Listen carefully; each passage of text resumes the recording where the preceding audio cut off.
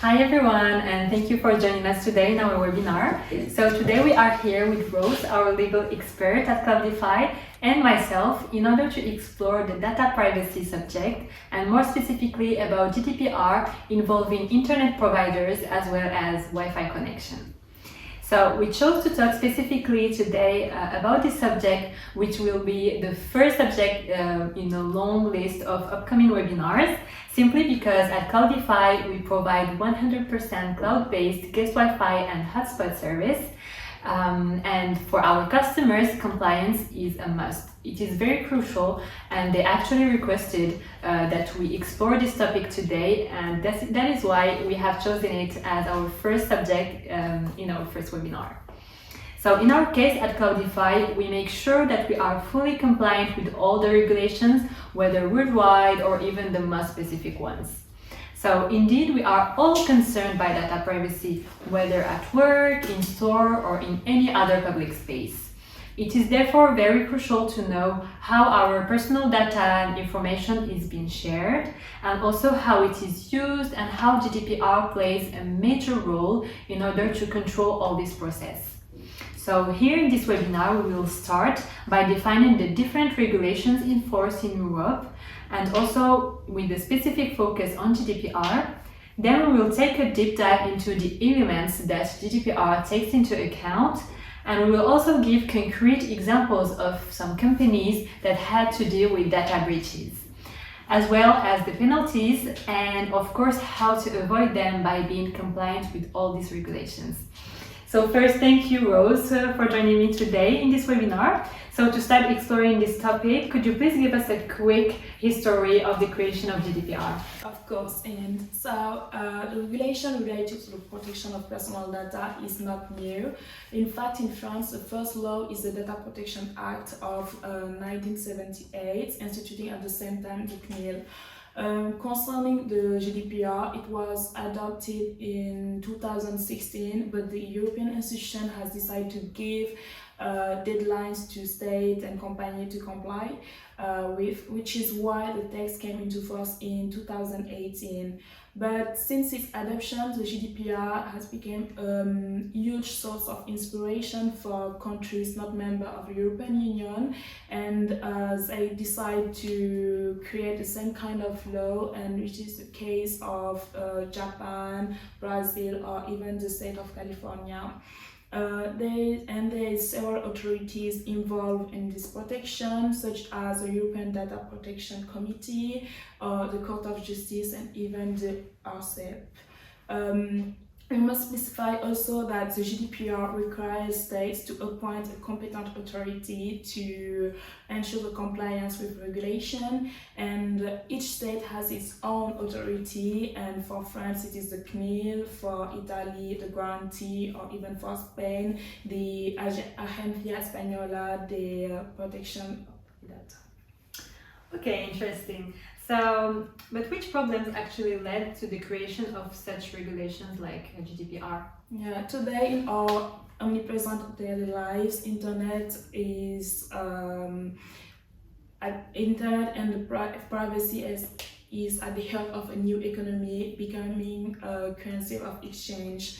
So it was necessary to apprehend this digital revolution, and there are several issues, but the three mains are how to protect the privacy of citizens, and the will to provide a framework for the economic development of European businesses, and the last one, how to fight against terrorism and the use of internet for this purpose. Okay, so if I understand correctly, the main issue that concerns the different parties is related to data privacy as well as its usage. So what is the role of GDPR in order to cope with these concerns? GDPR has specific objectives. The first one is to have a reference text that will apply throughout the European Union. So how to facilitate cross-border processing between member states, but also how to give a uniformity of decisions, cooperation between the different authorities, national authorities, and to provide a concert action on the sanction for cross-border violations. Also, the second objective is to reinforce the right of citizens in the control of their personal data and the use. That's why GDPR grants a lot of rights, for example, the right of access of information, rectification or deletion. And the last objective is to reinforce, to ensure the rebalancing of responsibilities between the controller and the subcontractor. So now the subcontractor can be held responsible for his failure to comply with the GDPR. Okay, understood. And who are the parties that are actually concerned by the GDPR regulation? So the GDPR, there's two criterion. The first one is the targeting criterion, and the GDPR will apply to all entities whose offer targets person who are in the territory of a member state, whether it's the company head office is outside or inside of European Union. Also, there is the establishment criterion, so the GDPR will apply to companies that will process from a territory of a member state. So whether the organization is private or public, the sector or the size of the company, also if you are a subcontractor or operator. Okay, Rose, thank you. Can you please remind us of the definition of a personal data here in this case? So personal data is any information related to an identified or identifiable person. This identification can be direct, indirect, or by combination of information. So this information can be public, private, confidential, or even professional one. So the direct identification will be, for example, you will have a picture, photo, a name or surname for a person. The indirect one, you will change, for example, the name of a person by a number, customer number. So if you take the customer number information, you won't be allowed like that to identify the person. But if you associate it with another database, you will be able to identify specifically a person. And the last kind of identification is the identification by combination of information. So you will have a lot of information that taking alone, you won't be able to identify a person. You will be far from that. But if you put them all together, you will be able to identify specifically a person, for example, gender, place of birth, date of birth, and employer. So that's it. Okay, that's very clear. So now we have seen the fundamentals of GDPR, who is concerned by this regulation and how is it processed. Indeed, in our daily lives, we are used to share our personal data, for example, to purchase online or to book a ticket on the internet. Can you please explain us how does it work in the case of internet service providers and how does GDPR apply to them?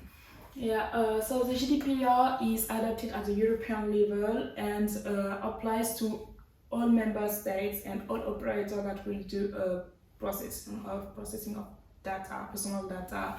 But some states are legislating, especially the work of internet service providers, and they will regulate the data that can be kept, the duration, and the case in which this data can be transmitted to authorities. This kind of legislation are taken at the state level and will be only applicable to internet service providers.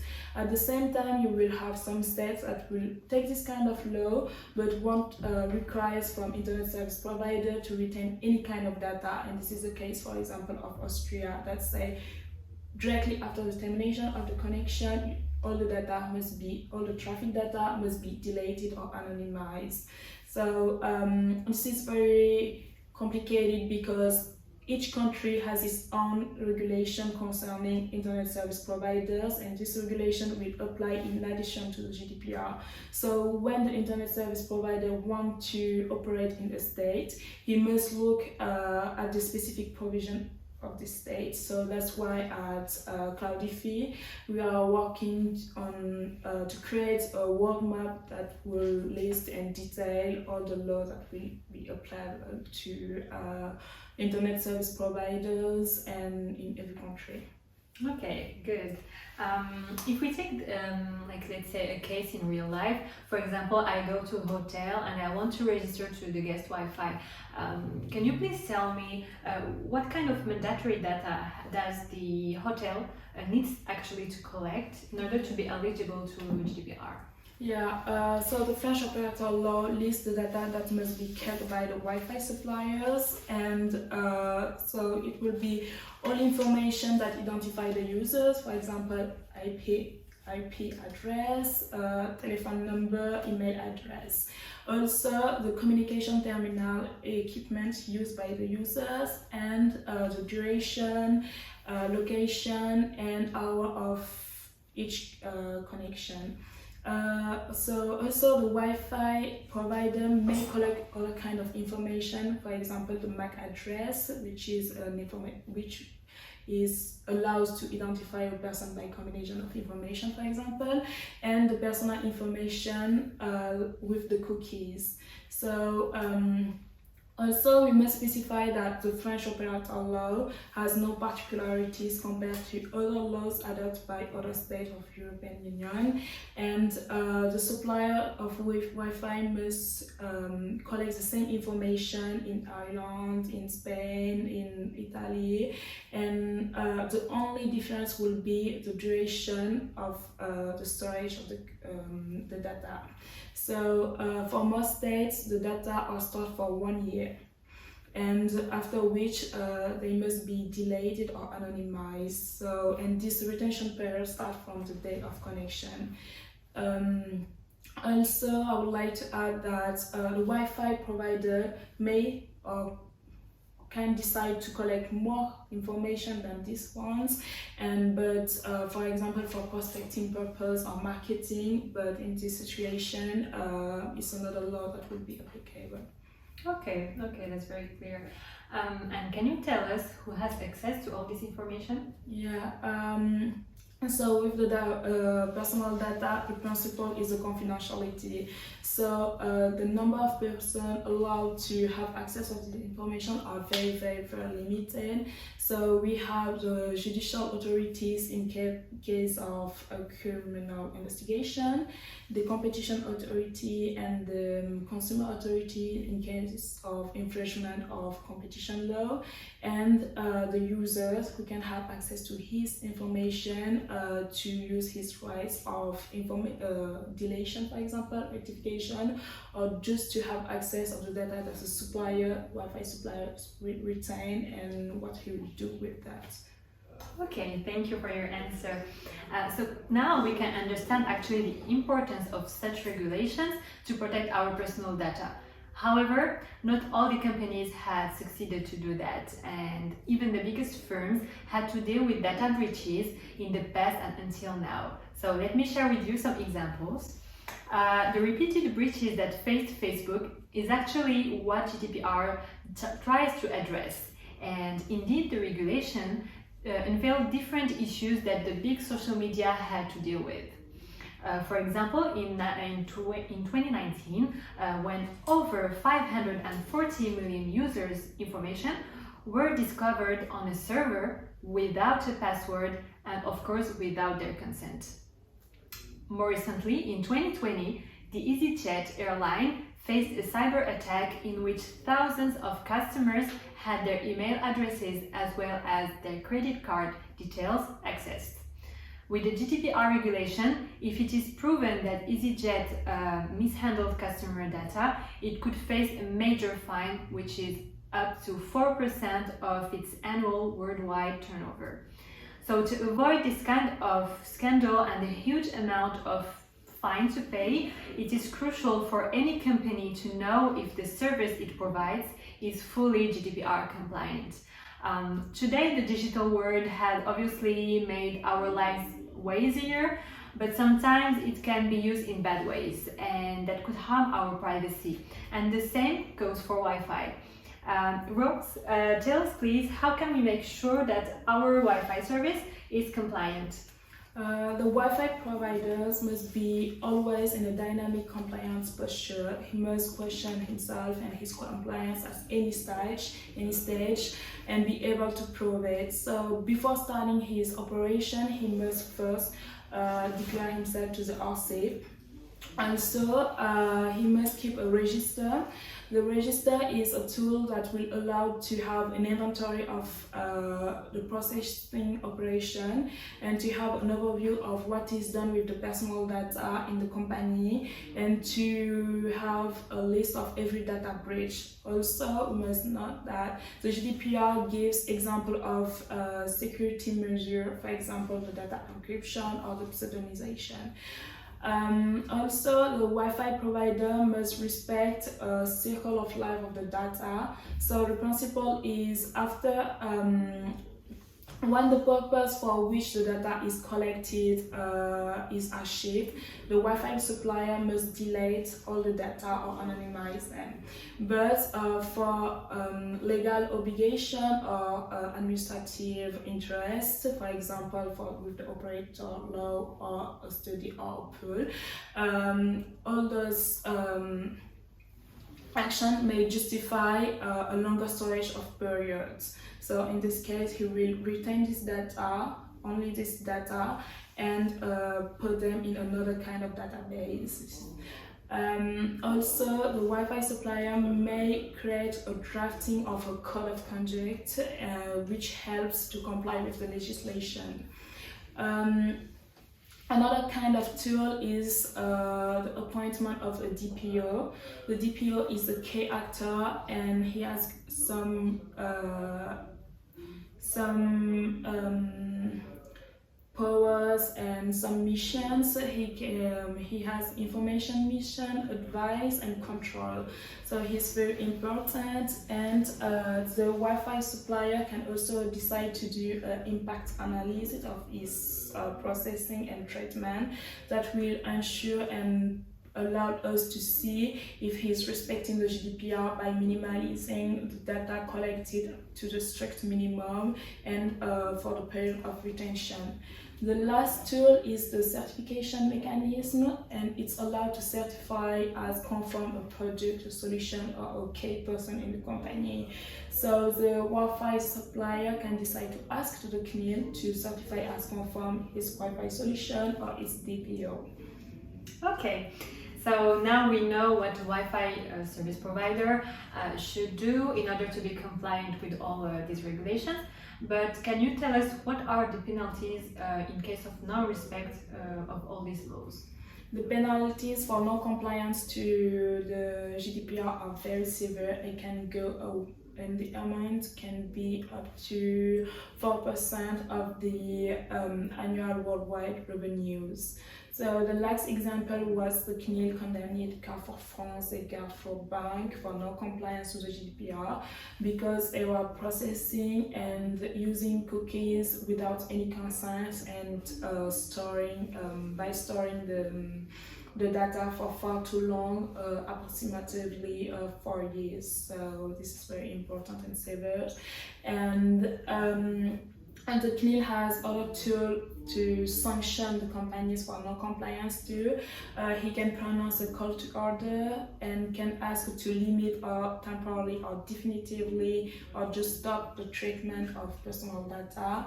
And also the CNIL can order to certify a request to exercise rights, for example, the information right, duration, or rectification, and these are under penalty. Okay, thank you, Rose, for all this valuable information. So as we are now more aware of the role of GDPR, its impact, and also the contribution of every company, we know that this topic should be taken very seriously.